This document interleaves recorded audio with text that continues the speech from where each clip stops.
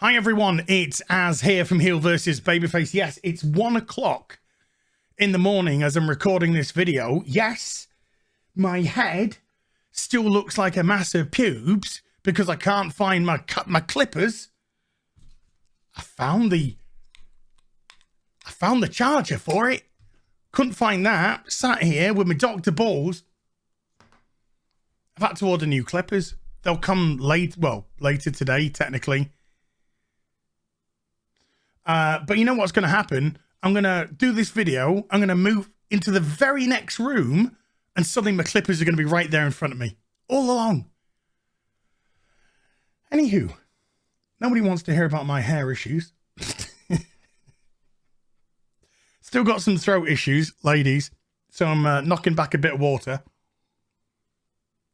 Keep it nice and lubricated. You know what I mean. And we've got some very interesting news, which broke earlier this evening. Batgirl film has been axed by Warner Brothers and won't be released on any platform. Now, the official word that we've got back from, let's just say, very good source. They said that the word is shelved that they've received. So it's going to be put on the shelf. We don't know if that's indefinite or what. Well, I mean, technically it's indefinite because we don't have a date. Will this movie ever see the light of day? Maybe not. Maybe not. But let's get into this article because there's some interesting stuff here. Batgirl, the feature film adaptation from the Variety, this is, of the DC character has been killed at Warner Brothers. Variety has confirmed. It will not premiere on any platform at the studio, neither theatrically nor on HBO Max. Now, the plan was, of course, to have this movie go on to HBO Max. This wasn't going to be a theatrical release. Think about it. A movie where you race change the main character, Barbara Gordon, instead of Barbara Gordon being white with red hair, which is exactly what she has, and has been iconically with that look since her inception, is modern day. We have a black or brown, I don't know, you know, I don't know what the scale is anymore. But we have an ethnically looking actress who I believe is meant to be black. I don't know. Who doesn't have, obviously, natural red hair, taking on the role. So, you have to be a comic buff, pretty much a comic buff, or a fan maybe of the 60s series, because Alicia Silverstone had blonde hair in Batman and Robin, to know about Barbara Gordon and Barbara Gordon's look, red hair, etc. And yes, you know, well, what about nobody kicked up a fuss in 1997 about Alicia Silverstone? Look, in 1997, the world wasn't playing daft intersectional feminist games. It wasn't playing daft ideological games either.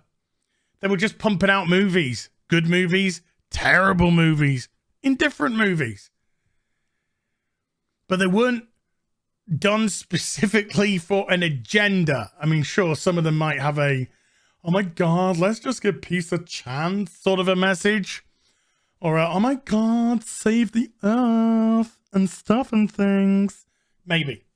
But it wasn't any of this nonsense feminist ideology, this nonsense ideological hate white men and white people vibe that we have nowadays. So unless you were a comic book buff or maybe a fan of the 60s series, this ain't going to look anything like Barbara Gordon to you. And even normies, I would say that there is probably a decent proportion of normies that has seen the 1966 Batman TV show, that knows that Barbara Gordon is the daughter of Commissioner Gordon. There's a little bit of a lineage there. And of course, adding, it was J.K. Simmons that was going to play Commissioner Gordon in this, and he's white. You know, they like to push their agendas. Anywho, the production starring Leslie Grace as Barbara Gordon and directed by Bad Boys for Life and Ms. Marvel filmmakers was greenlit in 2021 as part of a company-wide effort at Warner to create feature films specifically for HBO Max. But the new corporate regime at Warner Brothers Discovery, with Zaslav, etc., has pivoted the company's priorities back to theatrical features, leaving Batgirl without a proper home. It was... I don't know how many people said it. You just have a modicum of common sense to know that taking the route from cinema to streaming just because the coof was on was very short-sighted. Very short-sighted. And it ended up messing up films. I mean, I don't think Wonder Woman 2 was going to do any good, but it ended up messing up films like that, which should have just had a major theatrical release and just let it burn there because it was god-awful. One of the worst films I've seen in a long, long time. But to specifically make films for streaming services and then attach pretty hefty budgets to them. I'm going to jump over to another article here. This is from New York Post. This is where it initially appeared. Look at this. And they are claiming that the movie here was a reported 70 million movie, but in actuality was probably near closer to 100 million than 70 million. You're putting this on your streaming service for content. Who's paying? Well, the only way that you're going to get money for that is by people who are going to sign up to the streaming service. And are you going to have people signing up to the streaming service for race-changed Batgirl from Burnside? No. You're not. So the fact that this has been shelved is even more interesting, because if they have put $70 to $100 million in this movie, then obviously, I would say it's certainly on the expensive side for streaming. So it clearly hasn't been finished. You know, they don't want to invest any more money to finish this. They're like, we've wasted enough. Done. But on the flip side, it doesn't look good enough, or it's not going to be good enough to be a theatrical release because they made it for streaming, not for theaters. So all that extras that goes into the movie making process, all that, not there. So if you wanted to turn it into a theatrical movie, you would therefore have to invest more money into doing that. And is this film going to turn over that money? You end up putting that 100 million ends up becoming 200 million. Are you going to get that money back? How much money back from the theater do you need? You need to return about 450, 500 million probably, after advertising and all this kind of, all the shenanigans that goes on with the cuts. Is that going to make it? Yo! Look what the Suicide Squad did, which I thought was actually a decent movie. Flopped massively. Look at Birds of Prey, which was pre-Coof. Flopped massively. Both of those movies lost money. How much money do you think this would have lost? Hundreds of millions. Hundreds of millions. So they were literally caught in a rock and a hard place. They weren't happy probably with the budget. Probably weren't happy with the screenings. According to the Post as well, test screenings were not good. Were not good at all. But then I think to myself, how can that be? How can a test screening of a race-changed Barbara Gordon with her trans friend in her Burnside outfit in a Gotham City, where they had to say to Michael Keaton, can we please bring you on board to do a cameo to legitimize this character, to a dad being Commissioner Gordon from a previous Bat film, even though this was going to have a different... It's a mess. It's a mess. I also believe as well the interference, studio interference, and by that I mean I'm pretty sure Warner were the actual people that did the casting for the Batgirl, for Batgirl herself. Not the directors.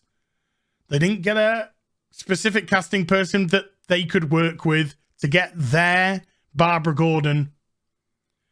I'm sure Commissioner Gordon was mandated by Warner as well. J.K. Simmons. So you got directors who are already behind the curtain, you know, already behind the 8 ball before it's even begun. And, you know, is it therefore their fault? Well, you know, when you got those lemons, you still got to try and make lemonade out of it. So there seems to be a proportionate amount of blame in various sectors. Now, Zaslav, he wants to make money. It's very clear that he wants to make money. And there have been changes at Warner. And yes, I think it is the right move to go back to focusing on cinema releases, not HBO Max releases. I just don't think Warner's got the head on yet. And now that he's there doing the biz, maybe he'll get a little bit more structure there. But we even saw that on the very day that Zack Snyder's Justice League streaming came out digitally, I should really say, then the people at Warner Brothers who didn't want this whole Snyder Cut thing to succeed, what do? The hit piece comes out from Rolling Stone magazine. Absolutely 100% on purpose. Because it isn't about making product for fan, it's about these pathetic people's egos. And because they were the ones that vetoed the Snyder Cut, and because the Snyder Cut was so successful, both on HBO Max and with Blu-ray sales, they look like fools. And I don't care what issues they have with Zack Snyder. I don't care one freaking bit. When you're making your movies must be for your customers, not for your ego. But I'm hoping, because, you know, we don't know for sure if it's about test screening as well. But let's just play with the cards that we've got. Let's just say there's a mixed amount of it's too expensive, it's going out of control, and what we've got so far, people have said is not good. And if it's the decision has been made based on that value, that is a real positive for us. Because that's a quality check coming in and going, not good enough. Not good enough to finish off and even put onto streaming. Not good enough. I can't say that I am remotely sad that this has been shelved. It was always made with bad intention from Warner. It was always made reactionary. Remember the Summer of Love? Remember how suddenly there's 58 Black Superman movies coming out? This was okay to, you know, with that sensibility in mind. So it's good to see that sensibility being thrown in the trash can. See you in the next video. Bye for now.